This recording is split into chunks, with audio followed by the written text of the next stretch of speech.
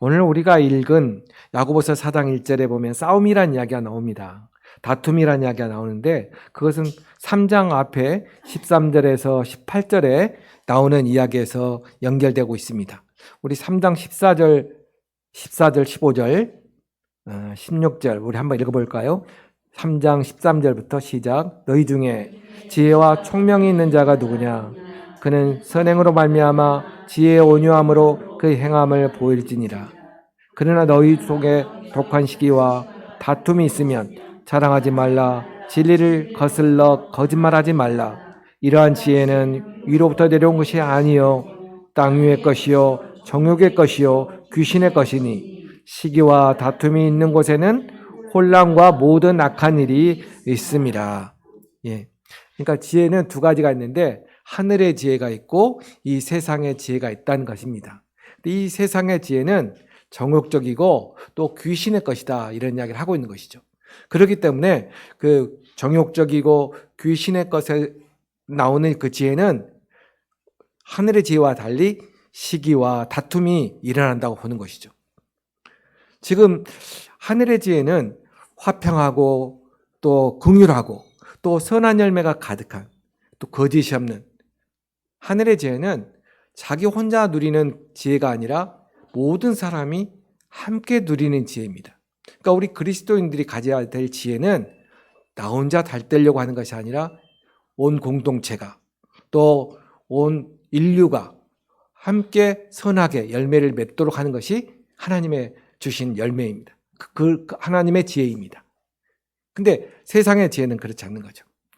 옛날 고대 로마에서는 전쟁에 나가 승리하면 그 장군이 그 전차 위에 타서 이렇게 개선장군처럼 그 장군이 나오면 사람들이 영웅처럼 그를 환호하는데 그 뒤에 보면은 자기가 정복하였던 나라의 우상들 그리고 그 나라의 왕과 또 귀족들이 다 이렇게 이 포승줄을 묶여가지고 뒤따라오면서 자기가 자기를 자랑을 하죠. 내가 전쟁에 나가서 이겨서 이처럼 그 우상들도 잡아오고 또 그 나라의 지배자들도 내가 이렇게 노예로서 데려왔다 하는 것을 보여주고 있는 것이죠. 그러면 사람들은 그 개선장군을 환호하면서 이렇게 칭찬하고 그러는데 그 사람 칭찬 속에는 뭐가 있냐면 시기와 다툼이 있는 것이죠. 다시 말해서 그 장군이 들어와서 어떤 자리를 차지할까? 그러면 우리는 어떻게 되나? 그러한 시기와 다툼이 있는 그러한 시기, 다툼 이런 것들이 바로 이 세상의 지혜인데 그것이 모두 다 자기의 욕심에서 나온다는 것을 지금 말하고 있는 것이죠. 이 욕심, 이 자기 안에 정욕, 영어로는 그걸 디자이어라고 하는데 내가 뭘 바라는 것이죠. 내가 마음에 욕심이 있는 것이죠. 그래서 원어로 보면 헤도네라고 하는데 이 헤도네라고 하는 말이 원어의 그 뜻은 기뻐하다는 뜻에서 나오는 이 한단어라고 하는 기뻐하다는 뜻에서 유래된 단어가 헤도네입니다. 이 문자적으로는 기쁜 뜻이 있지만 그러나 하나님을 멀리하고 세상적인 쾌락을 의미하는 부정적인 뜻이 들어있습니다. 그 말에서 유래된 것이 오늘 아까 말한 영웅을 히어로라고 하지 않습니까? 이 히어로도 이 헤도네에서 나오는 것이죠. 그러니까 영웅한테 드리는 영웅을 위한 그 찬사, 그게 이 헤도네, 그 쾌락 그런 것이죠. 마약도 그 아편에서 나온 마약을 헤로인이라고 하는데 이 마약 헤로인이 주는 그 쾌락, 그것도 여기에서 같이 연유하고 있는 것이죠. 이러한 우리 내면에 있는 그 악한 정욕은 그 사람을 선하게 만드는 것이 아니라 사람을 결국에는 죽음에 이르게 하는 그리고 시기하고 다툼이 일어나는 그러한 일로 귀결이 되는 것이죠. 그런데 그러한 것이 세상에만 있는 것이 아니라 지금 야고보 이 서에서는 이 그리스도 공동체 안에서도 화목하여야 될 이 교회 안에서도 그 정욕이 있다는 것을 지금 말하고 있는 거죠. 그 정욕을 만족시키기 위해서 끊임없이 다투고 또 싸운다는 이야기를 하고 있는 것입니다.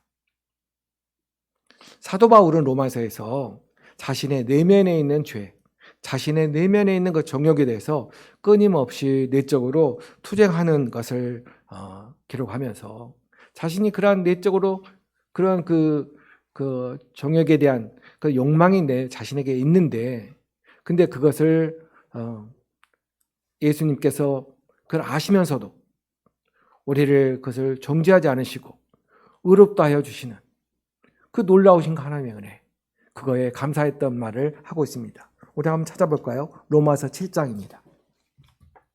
로마서 7장 249페이지 7장 23절부터 25절 우리 3절의 말씀 같이 읽어보겠습니다. 로마서 7장 23절에 시작. 내 지체 속에서 한 다른 법이 내 마음의 법과 싸워 내 지체 속에 있는 죄의 법으로 나를 사로잡는 것을 보는도다. 오라, 나는 공고한 사람이로다. 이 사망의 몸에서 누가 나를 건져내랴. 우리 주 예수 그리스도로 말미암아 하나님께 감사리로다. 그런즉 내 자신이 마음으로는 하나님의 법을, 육신으로는 죄의 법을 섬기노라. 이 바울은 자기 내면에 있는 그런 정욕에 대해서 어떻게 했습니까? 그것을 부인하는 것이 아니라 인정하고, 그리고 나는 공고한 사람이다. 내가 이방의 사도로서 복음을 열심히 전하지만 그러나 내 자신을 돌이켜보니 내 안에는 뭐가 있다고요? 정욕이 가득하다는 것이죠. 그 공고한 사람이다. 나는 좀 불쌍한 사람이라는 것이죠. 근데 더 놀라운 것은 그러한 내 자신을 죄인으로 하나님이 정죄하지 않으시고 그런 나를 위해서 예수 그리스도의 대속의 십자가로 용서하여 주시고 또 예수님께서 부활하셔서 나와 함께하여 계시는 그 하나님의 놀라우신 사랑, 그것을 생각할 때 감사한다는 것입니다. 우리 그리스도인들이 꼭 기억해야 될 것은 내가 예수를 믿었으니까 나는 이제 의인이 되었다. 나는 이제 잘못이 없다. 그것은 위선입니다. 여전히 우리는 어제와 나는 같은 사람입니다. 죄인이에요. 근데 이 복음을 잘못 아는 사람들이 나는 이제 구원받았으니까 그러면서 의인인 척 하는 거예요. 그것은 잘못된 지식입니다. 우리는 죄인입니다, 여전히. 그러나 딱 다른 점이 하나 있습니다. 어제의 나와 오늘 내가 다른 점이 있다면 바로 사도 바울처럼 그 정욕을 어떻게 해요? 내가 부인하고 있는 것이 아니라 예수님의 사람이 되었지만 내가 그 정욕이 여전히 살아있음을 인정하고 대신에 그러한 것을 긍휼히 여기시는 하나님이 개입을 하신다는 거죠. 그전에는 내가 그 정욕대로 사는 사람이었지만 이제는 내 안에 있는 그 정욕을 하나님이 불쌍히 여기시고 내 안에 들어와 계심으로 그 정욕의 활동을 못하는 것이죠. 억제하는 것이죠. 그리고 누가 활동하십니까? 내 안에 있는 선한 양심이 하나님의 지혜가 누가? 성령께서 역사하시는 거죠. 그래서 이제 내가 사는 것이 아니요. 누가 산다고요? 내 안에 예수께서 사신 거다. 이 이야기입니다. 그러니까 상당히 비유적인 말인데 내가 자신이 달라졌다 생각하면 안 됩니다. 나는 여전히 죄인인데 오늘 또 믿음으로 말미암아 의롭다 여기신다. 의롭게 간주되었다는 것이지 의인이 됐다는 것입니다. 나는 의롭다고 하나님이 간주해 주시는 거예요. 누구 때문에? 예수 그리스도 때문에. 이게 그리스도인들이 가져야 될 바른 지식입니다. 근데 오늘 이 정욕이 어디서 그 정욕을 4장 1절에서도 그 공동체 안에서 있는 싸움과 다툼 이런 것들이 너희 안에 있는 정욕에서 난다. 그러나 너희들이 그 욕심을 내어도 결국은 아무것도 얻지 못한다는 것이죠. 그러니까 내 안에 하나님이 와 계시지만 그러나 나에게 아직 죄성이 있어서 내가 가지고 있는 그 정욕으로 내가 아직도 그걸 내세워서 일한다면 결국은 얻지 못한다는 것이죠. 또 기도에도 얻지 못하는 것은 바르게 구하지 않은 그것 때문에 그런 것이다. 정욕으로 쓰려고 구하기 때문에 얻지 못하는 것이다. 우리는 이 기도를 생각할 때 기도에 대해서 또 우리 기독교인들이 좀 그릇되게 잘못 인식하고 있는 게 있습니다. 정말 이것은 어떤 그 공로주의적인 유도교적인 그러한 사상이 아직도 우리에게 있고, 그리고 어쩌면 우리 그 조상 대대로 내려오는 그 전통적인 어떤 나의 공로, 나의 정성에 감동하면 이런 거 있잖아요. 그러나 기독교의 복음은 그렇지 않습니다. 정욕에 쓰려고 하는, 또 얻지 못하는. 그러나 우리가 기도를 열심히 한다. 우리가 참 조심해야 될 말이, 기도를 어떻게 해요? 기도를 빡세게 해서 하나님이 나의 주로 주셨다. 그렇다면 내 기도의 공로가 하나님을 움직였다. 내 기도의 힘으로, 그러니까 자신의 능력으로 이것이 내세워진다면 그것은 기독교가 아닙니다. 근데 우리가 항상 생각할 때 어떤 나의 열심을 이렇게 내세운다는 것이 있어요. 그는 그가 아닙니다. 그럼 기도는 뭔가? 왜 우리가 오늘 기도를 하는가? 기도는 하나님과 내 자신의 통로입니다. 기도는 하나님과의 대화인 것이죠. 대화를 하면서 어떻게 해요? 대화를 하면서 하나님이 하시는 말씀을 듣는 것이 기도인 것이죠. 그래서 우리가 기도할 때 안타까운 것은 나의 원하는 소원을 막 이야기하는 거 있잖아요. 그것은 기도일 수는 있지만, 그러나 좀 더 좋은 기도는 내가 기도할 때 하나님과의 대화 속에서 하나님의 음성을 내가 들으려고 귀를 기울이는 거, 그것이 기도인 것이죠. 우리가 기도할 때 눈을 뜨고 하느냐, 감고 하느냐, 아니면 기도문을 쓰고 하느냐, 안 쓰고 하느냐, 아무런 거 중요하지 않습니다. 기도문을 써도 해도 되고, 눈을 뜨고 해도 되고, 안 쓰고 해도 다 중요합니다. 중요한 건 뭐냐면 내 자랑이 아니라, 또 내가 내 기도를 가지고 막 밀어붙이는 것이 아니라 기도의 통로 가운데서 하나님의 말씀을 듣는 것이죠. 그런데 듣는 것은 뭡니까? 하나님을 이해하는 것이죠. 하나님의 나의 가지고 있는 뜻을, 하나님의 나에게 가진 뜻을 이해하는 것이죠. 그런데 어떻게 이해하냐? 그게 신비입니다. 기도를 할 때 하나님께서 나에게 지혜를 주시고 계시를 주셔서, 참 중요한 이야기는 계시만 이야기한 게 아니에요. 우리 예전에 그런 말이 있잖아요. 오늘 설교를 어떤 제목으로 할까? 주여 주시옵소서. 딱 줬더니 538장을 하나님이 주셨네. 이것은 무당이 주는 계시하고 똑같아요. 우리에게는 뭐가 있습니까? 지혜가 있는 것이 지혜가. 하나님은 그렇다고 지혜가 다는 아닙니다. 하나님도 계시를 하시죠, 우리에게. 우리가 사실 믿음을 갖는다는 것은 신비로운 것이죠. 아무에게나 주지 않고 선택적으로 나를 구원하시는 그 하나님의 리빌레이션, 드러내신 것. 이 복음은 비밀이죠. 비밀이라는 것은 감춰져 있는 것이죠. 그러나 누구인가는 이것이 드러날 때 비밀입니다. 영원히 그 비밀번호를 모른다거나 누구에게도 모른다면 비밀이 아니죠. 그러나 누구에게만, 주인에게만 알려줄 때 비밀번호가 있는 것이죠.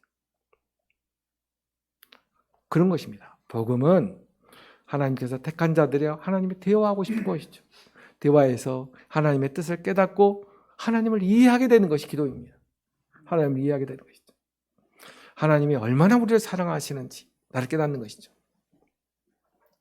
그럴 때 하나님께서 내가 기도할 때 또 하나님도 나의 마음을 이해하시고 나의 믿음을 보시고 풍성하신, 긍휼이 풍성하신 하나님이 내 기도를 들어주신 것이죠. 그럴 때 우리는 감사하는 것입니다. 그래서 내가 열심히 기도해서 하나님이 내 기도에 응답하셨다는 말은 틀린 말입니다. 기도를 열심히 할 필요가 있죠. 기도를 열심히 할 때 하나님의 그 마음을 우리가 더 할 수가 있는 것이죠. 기도를 건성건성, 겉으로만, 그것이 아니라 열심히 기도하는데 내 뜻을 강압하는 것이 아니라 하나님을 더 잘 알려고 하는 기도인 것이죠. 그럴 때 하나님이 우리에게 들려주시는 것은 내가 기도하면 즉석에서 들어주는 기도도 있겠지만 어떨 때는 답답할 정도로 침묵하시고 또 어떨 때는 아니라고 하시고 그렇게 말씀하시는 것이죠. 오랜 동안.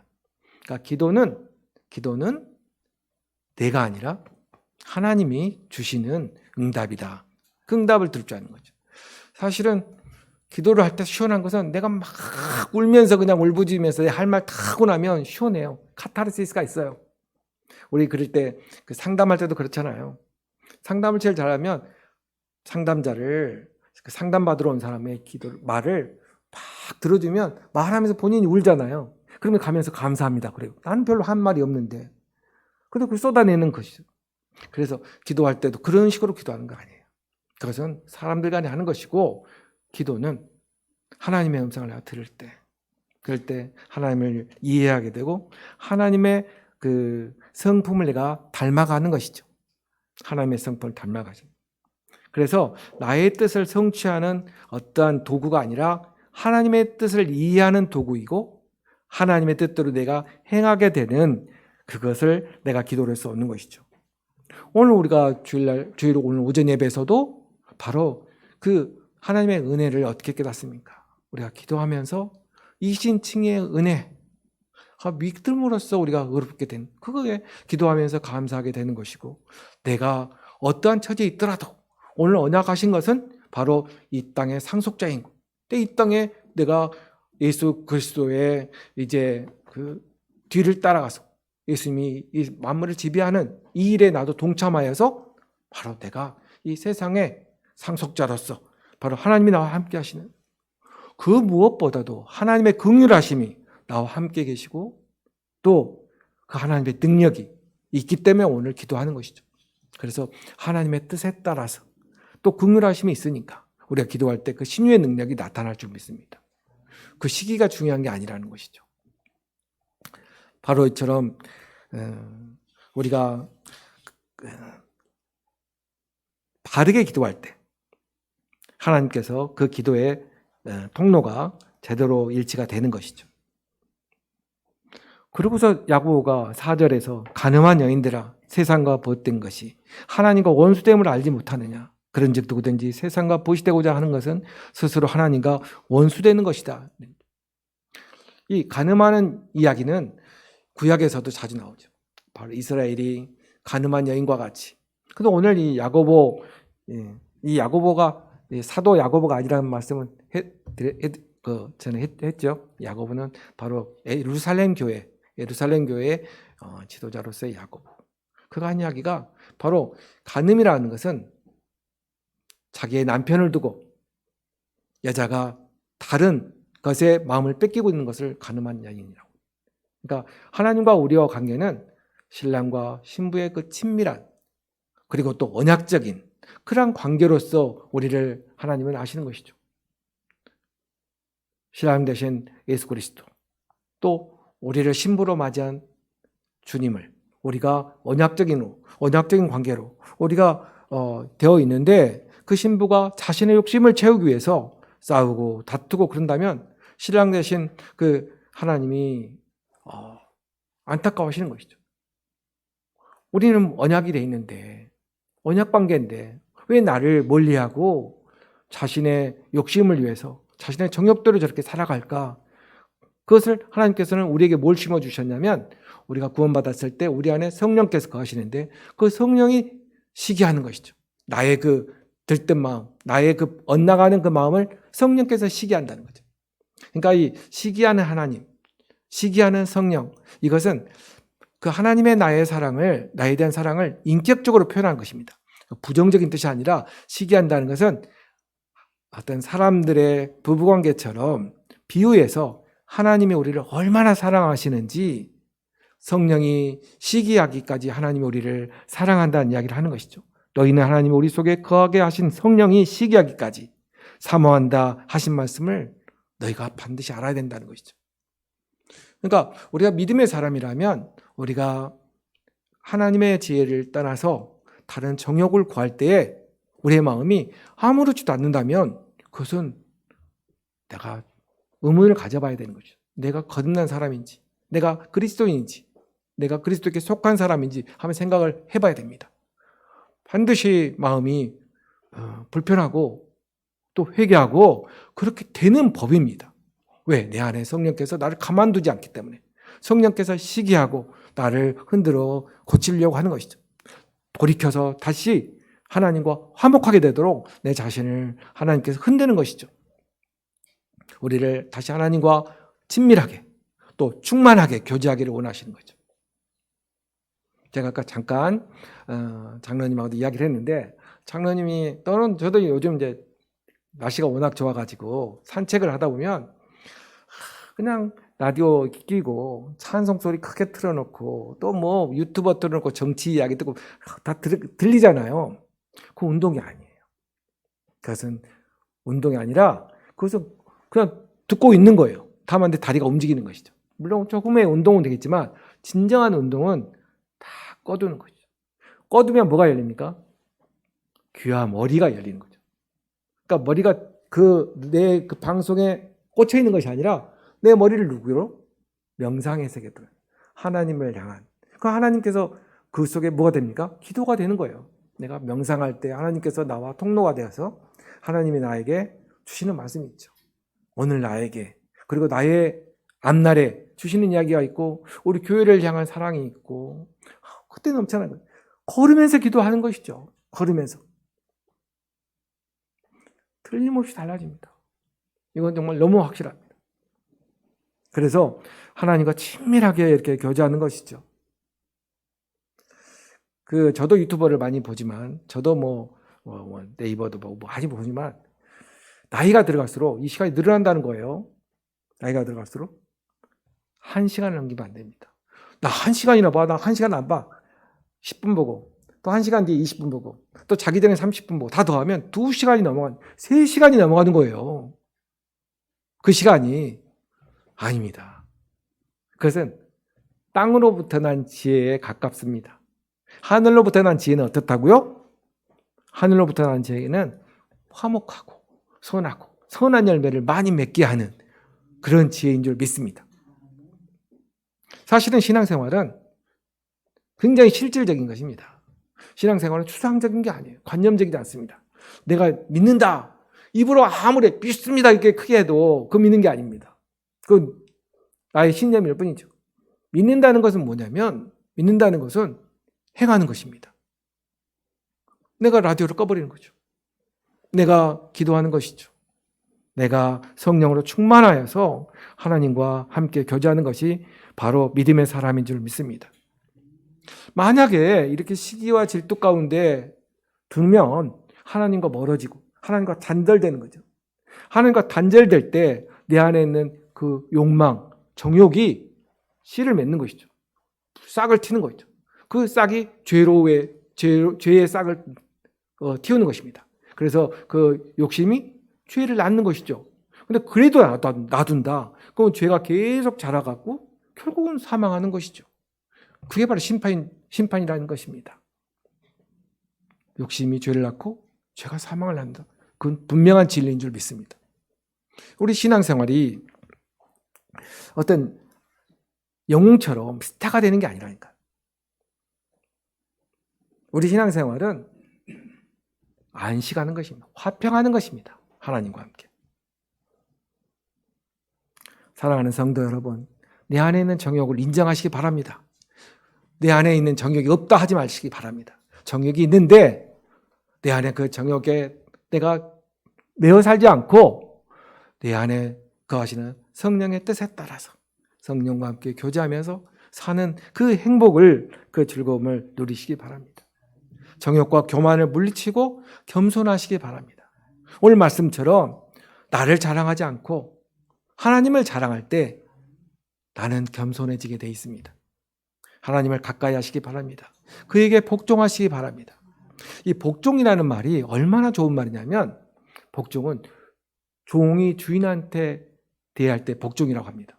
우리는 종이 아닙니다. 우리는 오늘 말씀처럼, 로마서의 말씀처럼 자유자죠. 진리가 나를 자유롭게 했어요. 근데 자유로운데도 불구하고 내 스스로 내가 누구의 종이 되는 것입니까? 하나님과 예수 그리스도의 종이 되기로 자원하는 것이죠. 이게 바로 그리스도인입니다. 굳이 내가 하나님과 그리스도의 종이 되지 않아도 되는 그러한 자유함이죠. 그러나 내가 그 은혜와 그 주신 풍성하신 그 사랑이 나로 하여금 자발적으로 종이 되게 한다니까요. 그래서 복종할 수밖에 없는 것이죠. 내가 나를 자랑하는 것이 아니라 하나님 오늘 행하신 일, 하나님이 나를 통해서 행하시는 일, 그것을 내가 자랑하시기를 주의 이름으로 소원합니다. 그럴 때 하나님께서 그 겸손한 자에게, 복종한 자에게 은혜를 주시고 우리를 더 가까이 하고 계십니다. 우리 안에 있는 정욕을 우리가 제어할 때 거기에서 나오는 시기와 다툼, 그 마귀가 주는 것들이 바로 가까이 하지 못합니다. 마귀는 자꾸만 내 안에 들는 정욕을 건드려서 시기와 다툼을 일어나게 하려고 하는데 내가 성령을 통해서 내가 행할 때 그 마귀는 가까이 오지 못하고 내 안에 있는 정욕을 건드리지 않을 것입니다. 그것을 하루하루 계속 경험하는 우리가 되기를 원합니다. 마귀가 우리 안에 있는 성령을 보고 피할 것입니다. 오늘도 또 일주일도 세상과 하나님 두 마음을 품지 않으시고 마음을 성결하게 함으로 세상을 이기신, 또 마귀의 그 머리를 깨뜨리신 예수 그리스도의 그 승리를 우리가 증거하는 그러한 믿음으로 사시기를 주의 이름으로 소원합니다.